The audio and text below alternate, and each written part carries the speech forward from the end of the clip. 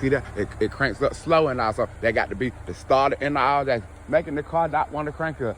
I had this car for 4 years and all, so that starter done had to have its time of being able to give it the good power of cranking up and stuff. Yep. I had the car about 4 years, and it seemed like you got to have a new starter car.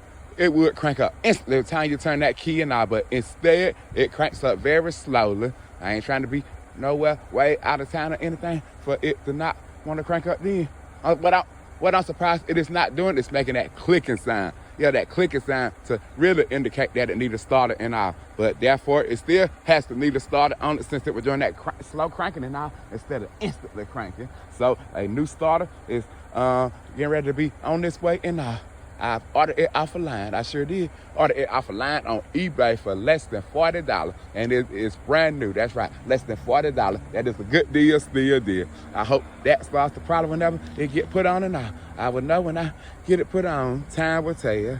So with that being said, let's hope that solves the problem.